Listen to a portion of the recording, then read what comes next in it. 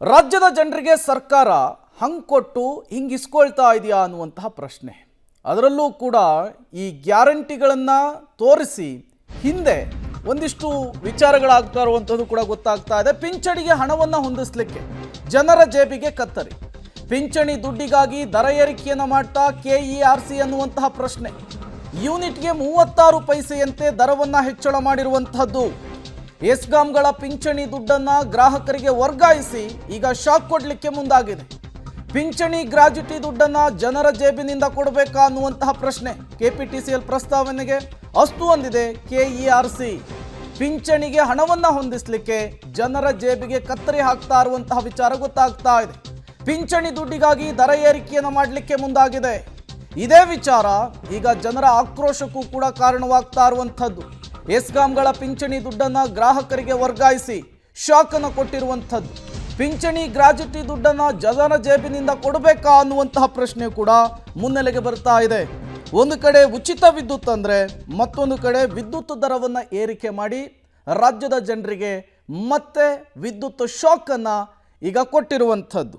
Karnataka electricity regulatory commission KERCಯ ಈ ಒಂದು ನಿರ್ಧಾರ ಇದೆಯಲ್ಲ, ಇದು ಈಗ ಜನರ ಟೆನ್ಷನನ್ನು ಮತ್ತೆ ಜಾಸ್ತಿ ಮಾಡ್ತಾ ಇದೆ. ಯೂನಿಟ್ಗೆ 36 ಪೈಸೆಯಂತೆ ದರವನ್ನು ಹೆಚ್ಚಳ ಮಾಡಿರುವಂಥದ್ದು.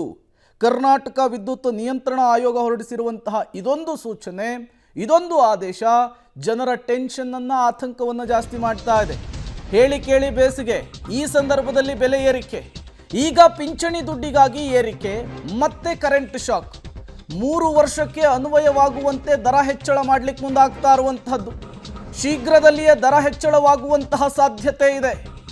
ಈಗ ಪಿಂಚಣಿ ದುಡ್ಡಿಗಾಗಿ ಏರಿಕೆಯನ್ನು ಮಾಡಲಾಗಿದೆ, ಮತ್ತೆ ಕರೆಂಟ್ನ ಬಿಲ್ಲನ್ನು ಏರಿಕೆ ಮಾಡಲಿಕ್ಕೂ ಕೂಡ ಪ್ಲಾನನ್ನು ಮಾಡಿಕೊಳ್ಳಲಾಗಿದೆ. ಈ ಮೂಲಕ ರಾಜ್ಯದ ಜನರಿಗೆ ಶಾಕ್ ಮೇಲೆ ಶಾಕನ್ನು ಕೊಡಲಿಕ್ಕೆ ಈಗ KERC ಮುಂದಾದಂತೆ ಕಾಣಿಸ್ತಾ ಇದೆ. ಇದೇ ವಿಚಾರವನ್ನು ಇಟ್ಕೊಂಡು ಜನರು ಕೂಡ ಆಕ್ರೋಶವನ್ನು ಹೊರಹಾಕ್ತಿದ್ದಾರೆ.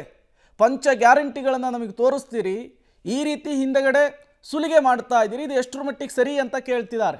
ರಾಜ್ಯದ ಜನರಿಗೆ ಹಾಗಾದರೆ ಕರೆಂಟ್ ಶಾಕನ್ನು ಹೇಗೆ ಕೊಡಲಾಗಿದೆ? ಯೂನಿಟ್ಗೆ 36 ಪೈಸೆಯಂತೆ ದರವನ್ನು ಹೆಚ್ಚಳ ಮಾಡಿರುವಂಥದ್ದು. ಅದರ ಜೊತೆಗೇನೆ ಎಸ್ಕಾಂಗಳ ಪಿಂಚಣಿ ದುಡ್ಡನ್ನು ಕೂಡ ಗ್ರಾಹಕರಿಗೆ ವರ್ಗಾಯಿಸೇನೆ ಶಾಕನ್ನು ಕೊಟ್ಟಿದೆ ಈಗ KERC. 3 ವರ್ಷಕ್ಕೆ ಅನ್ವಯವಾಗುವಂತೆ ಈ ದರವನ್ನು ಹೆಚ್ಚಳ ಮಾಡಿರುವಂಥದ್ದು. ಈಗ ಪಿಂಚಣಿ ದುಡ್ಡಿಗಾಗಿ ಏರಿಕೆ, ಮತ್ತೆ ಕರೆಂಟ್ ಶಾಕ್ ಕೂಡ ತಗಲುವಂತಹದ್ದು. ಅಲ್ಲಿಗೆ ಒಂದಂತೂ ಸ್ಪಷ್ಟವಾಗ್ತಾ ಇದೆ, 3 ವರ್ಷಕ್ಕೆ ಅನ್ವಯವಾಗುವಂತೆ ದರ ಹೆಚ್ಚಳ ಮಾಡಿರೋದು ಸಹಜವಾಗಿಯೇ ಜನರಿಗೆ ಶಾಕ್ ಕೊಟ್ಟಿದೆ. ಶೀಘ್ರದಲ್ಲಿಯೇ ದರ ಹೆಚ್ಚಳವಾಗುವಂತಹ ಸಾಧ್ಯತೆ ಕೂಡ ಇದೆ ಅನ್ನುವಂತಹ ಮಾಹಿತಿ ಸಿಗ್ತಾ ಇದೆ. ಹಾಗಾದರೆ ರಾಜ್ಯದ ಜನರಿಗೆ ಕರೆಂಟ್ ಶಾಕ್ ಎಷ್ಟು ವರ್ಷಕ್ಕೆ ಎಷ್ಟು? 2025ರಿಂದ 26 36 ಪೈಸೆ ಹೆಚ್ಚಳವಾಗುತ್ತೆ. ಈಗಾಗಲೇ ಈ ವಿಚಾರಕ್ಕೆ ಸಂಬಂಧಪಟ್ಟಂತೆ KERC ಸೂಚನೆಯನ್ನು ಹೊರಡಿಸಿರುವಂಥದ್ದು. 2026ರಿಂದ 27ಕ್ಕೆ ಮತ್ತೆ 35 ಪೈಸೆ ಹೆಚ್ಚಳವಾಗ್ತಾ ಹೋಗುತ್ತೆ. ಈ ರೀತಿ ವರ್ಷಕ್ಕೂ ಕೂಡ ಹೆಚ್ಚಳವಾಗ್ತಾ ಇರುವಂಥದ್ದು. 2026ರಿಂದ 27ಕ್ಕೆ 35 ಪೈಸೆಯನ್ನು ಹೆಚ್ಚಳ ಮಾಡಲಿಕ್ಕೆ ಮುಂದಾಗ್ತಾ ಇದ್ದಾರೆ. ಇನ್ನು 2027ರಿಂದ 28ಕ್ಕೆ 34 ಪೈಸೆ ಹೆಚ್ಚಳವಾಗುತ್ತೆ. ಹಂತ ಹಂತವಾಗಿ ಜನರಿಗೆ ಕರೆಂಟ್ ಶಾಕನ್ನು ಕೊಡಲಿಕ್ಕೆ ಈಗ KERC ಮುಂದಾಗಿರುವಂಥದ್ದು. ಇದೇ ನಿರ್ಧಾರ, ಇದೇ ಸೂಚನೆ ಈಗ ಜನರ ಟೆನ್ಷನನ್ನು ಜಾಸ್ತಿ ಮಾಡ್ತಾ ಇದೆ. ರಾಜ್ಯದ ಜನರಿಗೆ ಕರೆಂಟ್ ಶಾಕ್ ಕೊಟ್ಟಿರುವಂತಹ ನಿರ್ಧಾರ ಸಹಜವಾಗಿಯೇ ಈಗ ಜನರು ಕೂಡ ಪ್ರಶ್ನೆ ಮಾಡ್ತಾ ಇದ್ದಾರೆ. ವಿಪಕ್ಷಗಳು ಇದೇ ವಿಚಾರವನ್ನು ಇಟ್ಕೊಂಡು ಆಡಳಿತ ಪಕ್ಷದ ವಿರುದ್ಧ ಮುಗಿಬೀಳ್ತಾ ಇರುವಂಥದ್ದು. ಎಸ್ಕಾಂಗಳ ಪಿಂಚಣಿ ದುಡ್ಡನ್ನು ಗ್ರಾಹಕರಿಗೆ ವರ್ಗಾಯಿಸಿ ಶಾಕನ್ನು ಕೊಟ್ಟಿರೋದೇ ಈಗ ಬಹಳ ಚರ್ಚೆಗೆ ಗ್ರಾಸವಾಗ್ತಾ ಇದೆ. ರಾಜ್ಯದ ಜನರಿಗೆ ರಾಜ್ಯ ಸರ್ಕಾರ ಹಂಗೆ ಕೊಟ್ಟು ಹಿಂಗಿಸ್ಕೊಳ್ತಾ ಇದೆಯಾ ಅನ್ನುವಂತಹ ಪ್ರಶ್ನೆ ಕೂಡ ಮುನ್ನೆಲೆಗೆ ಬರ್ತಾ ಇದೆ. ಒಂದು ಕಡೆ ಉಚಿತ 200 ಯೂನಿಟ್ ವಿದ್ಯುತ್ ಅಂತ ಹೇಳ್ತಾರೆ, ಮತ್ತೊಂದು ಕಡೆ ವಿದ್ಯುತ್ ದರವನ್ನು ಏರಿಕೆ ಮಾಡಿ ಜನರ ಮೇಲೇ ಹೊರೆ ಹಾಕುವಂತಹ ಕೆಲಸವನ್ನು ಕೂಡ ಮಾಡ್ತಾ ಇರೋದೇ ಈಗ ಜನರ ಟೆನ್ಷನ್ಗೆ ಕಾರಣವಾಗ್ತಾ ಇದೆ. ಕರ್ನಾಟಕ ಎಲೆಕ್ಟ್ರಿಸಿಟಿ ರೆಗ್ಯುಲೇಟರಿ ಕಮಿಷನ್ ಹೊರಡಿಸಿರುವಂತಹ ಆದೇಶ ಇದಾಗಿದೆ. ಮತ್ತಷ್ಟು ಡೀಟೇಲ್ಸನ್ನು ಕೊಡ್ತಾರೆ ಪವಿತ್ರ, ನೇರ ಸಂಪರ್ಕದಲ್ಲಿ ಜಾಯಿನ್ ಆಗಿದ್ದಾರೆ. ಪವಿತ್ರ, ಹೇಳಿ ಕೇಳಿ ಬೇಸಿಗೆ ಸಂದರ್ಭ, ಈ ಸಂದರ್ಭದಲ್ಲಿ ಈಗ ಕರೆಂಟ್ ಶಾಕನ್ನು ರಾಜ್ಯದ ಜನರಿಗೆ ಕೊಡ್ಲಿಕ್ಕೆ ಮುಂದಾಗ್ತಾ ಇರುವಂಥದ್ದು ಎಷ್ಟೀಗ ಹೈಕ್ ಆಗಿರುವಂಥದ್ದು, ಯಾವಾಗಿನಿಂದ ಇದು ಜಾರಿಗೆ ಬರ್ತಾ ಇದೆ, ಹೇಗೆ ಹಂತವಾಗಿ ಇದು ಜನರಿಗೆ ಹೊರೆ ಆಗ್ತಾ ಹೋಗುತ್ತೆ, ಎಕ್ಸ್ಪ್ಲೇನ್ ಮಾಡ್ಬೋದಾ ಅಂತ ಹೇಳಿ? ಪ್ರೇಮ್, ಈಗ ಪ್ರತಿ ಬಾರಿಯೂ ಬೇಸಿಗೆಗಾಲ, ಚಳಿಗಾಲ, ಮಳೆಗಾಲ ಅಂತಲ್ಲ, ಪ್ರತಿ ಬಾರಿಯೂ ಕೂಡ ದರ ಏರಿಕೆ ಆಗ್ತಾನೆ ಇರುತ್ತೆ. ಜನರಿಗೆ ದರ ಏರಿಕೆಯ ಬರೆ ಬೀಳ್ತಾನೆ ಇರುತ್ತೆ. ಸೊ ಹಾಗಾಗಿ ಈಗ ವಿದ್ಯುತ್ ದರದ ಸರದಿ ಯಾವ ರೀತಿ ಅಂದ್ರೆ, ವಾರ್ಷಿಕವಾಗಿ ವಿದ್ಯುತ್ ದರ ಏನು ಏರಿಕೆ ಆಗುತ್ತೆ, ಆ ದರದ ಆದೇಶ ಇನ್ನಷ್ಟೇ ಬರಬೇಕು. ಅಧಿವೇಶನ ಮುಗಿತಾ ಇದ್ದಂಗೆ ಆ ದರದ ಆದೇಶವೂ ಬರುತ್ತೆ. ಆದ್ರೆ ಅದರ ಮಧ್ಯ ಈಗ ಪಿಂಚಣಿ ಹಾಗೂ ಗ್ರಾಚ್ಯುಟಿ ಕೊಡೋದಕ್ಕೆ ಸಿಬ್ಬಂದಿ ಕೆಪಿಟಿಸಿಎಲ್ ಹಾಗೂ ಎಲ್ಲಾ ಎಸ್ಕಾಂಗಳ ಸಿಬ್ಬಂದಿ ಏನಿದೆ ಸುಮಾರು 8,000 ಕೋಟಿ ಇದೆ. ಅದರ ಜೊತೆಗೆ ಹಿಂಬಾಕಿ ಕೂಡ ಇದೆ 4,000 ಕೋಟಿ. ಅಷ್ಟೂ ದರವನ್ನ ಕೂಡ ಗ್ರಾಹಕರ ತಲೆಗೆ ವರ್ಗಾವಣೆಯನ್ನ ಮಾಡ್ತಾ ಇದ್ದಾರೆ.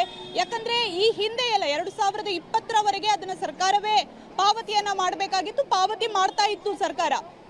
ಆದ್ರೆ ಆ ಸಮಯದಲ್ಲಿ ಆರ್ಥಿಕ ನೆಪವನ್ನ ಒಡ್ಡಿ ಇದನ್ನ ನೀವು ಗ್ರಾಹಕರ ತಲೆಗೆ ವರ್ಗಾವಣೆ ಮಾಡಿ ಅನ್ನುವಂತಹ ಒಂದು ತಿದ್ದುಪಡಿಯನ್ನ ಮಾಡ್ತಾರೆ. ಸೊ ಆ ತಿದ್ದುಪಡಿ 2022ರಲ್ಲಿ ಆಗಿರುವಂತಹ ತಿದ್ದುಪಡಿ ಏನಿದೆ ಅದನ್ನ ಈಗ ಅನ್ವಯ ಮಾಡ್ತಾ ಇದ್ದಾರೆ. ಅದರ ಅನ್ವಯದ ಪ್ರಕಾರ ಈಗ ಜನರೇ ಆ ದುಡ್ಡನ್ನ ಪಾವತಿ ಮಾಡಬೇಕಾಗಿದೆ. ಅದು ಕೇವಲ 3 ವರ್ಷಕ್ಕೆ ಸೀಮಿತ ಆಗಿರೋದಿಲ್ಲ. ಪ್ರತಿ ವರ್ಷವೂ ಕೂಡ ಇನ್ನು ಅಲ್ಲಿನ ಒಂದು ಗ್ರಾಚ್ಯುಟಿ ಆಗಿರ್ಬೋದು, ಪಿಂಚಣಿ ಆಗಿರ್ಬೋದು, ಎಲ್ಲ ದುಡ್ಡನ್ನ ಕೂಡ ಜನರೇ ಭರಿಸುವಂತಹ ಪರಿಸ್ಥಿತಿ. ಸೊ ನಿಜಕ್ಕೂ ಕೂಡ ಇದು ನಗೆಪಾಟಲಿನ ವಿಚಾರ. ಯಾಕಂದ್ರೆ ಎಸ್ಕಾಂಗಳ ಗ್ರಾಚ್ಯುಟಿ ಪಿಂಚಣಿಯನ್ನ ಜನ ಯಾಕೆ ಕಟ್ಟಬೇಕು ಅನ್ನುವಂಥದ್ದೇ ಪ್ರಶ್ನೆ. ಆದ್ರೆ ಸರ್ಕಾರ ತಮ್ಮ ಅನುಕೂಲಕ್ಕೆ ಇಂಥದ್ದೊಂದು ತಿದ್ದುಪಡಿಯನ್ನ ಮಾಡಿ ಜನರ ತಲೆಗೆ ವರ್ಗಾವಣೆಯನ್ನ ಮಾಡಿದೆ. ಪ್ರೇಮ್, ಪವಿತ್ರ, ಒಂದು ಕಡೆ ಉಚಿತ ವಿದ್ಯುತ್ ಅಂತ ಹೇಳಿ ಇದೇ ಸರ್ಕಾರದವರು ಹೇಳ್ತಾರೆ, ಮತ್ತೊಂದು ಕಡೆ ಹಂತವಾಗಿ ದರವನ್ನು ಏರಿಕೆ ಮಾಡ್ಕೊಳ್ತಾ ಮುಂದೆ ಹೋಗ್ತಾ ಇದ್ದಾರೆ. ಹಿಂಗೆ ಆದರೆ ಕಥೆ ಏನು ಅಂಥೇಳಿ ಒಂದು ಕಡೆ ನೀರಿನ ಬೆಲೆ ಏರಿಕೆ ಆಗ್ತಾ ಇದೆ, ಮತ್ತೊಂದು ಕಡೆ ಮೆಟ್ರೋ ಟಿಕೆಟು, ಈಗ ಕರೆಂಟ್ ಶಾಕ್ ಕೊಡ್ಲಿಕ್ಕೂ ಮುಂದಾಗ್ತಿದ್ದಾರೆ. ಏನು ಪ್ಲಾನ್ ಇಟ್ಕೊಂಡಿದ್ದಾರೆ ಇವರು, ಏನು ಗುರಿ ಇಟ್ಕೊಂಡಿದ್ದಾರೆ ಅಂತ? ಪ್ರೇಮ್, ಈಗ ಗೃಹ ಜ್ಯೋತಿಯನ್ನ ಕೊಡ್ತಾ ಇದ್ದಾರೆ. ಬಟ್ ಈಗ ದರ ಏರಿಕೆಯ ಸ್ಪೀಡ್ ಅನ್ನು ನೋಡ್ತಾ ಇದ್ರೆ ಗೃಹ ಜ್ಯೋತಿ ಜನರಿಗೆ ಅನ್ವಯವೇ ಆಗೋದಿಲ್ವೇನೋ ಅನ್ನುವಂತ ಅನುಮಾನ ಮೂಡುತ್ತೆ. ಯಾಕಂದ್ರೆ ವರ್ಷ ಇಷ್ಟೊಂದು ರೀತಿಯಲ್ಲಿ ದರವನ್ನ ಏರಿಕೆ ಮಾಡ್ತಾ ಇದ್ರೆ ಜನ ಏನ್ ಮಾಡ್ಬೇಕು ಅನ್ನುವಂತಹ ಪ್ರಶ್ನೆ.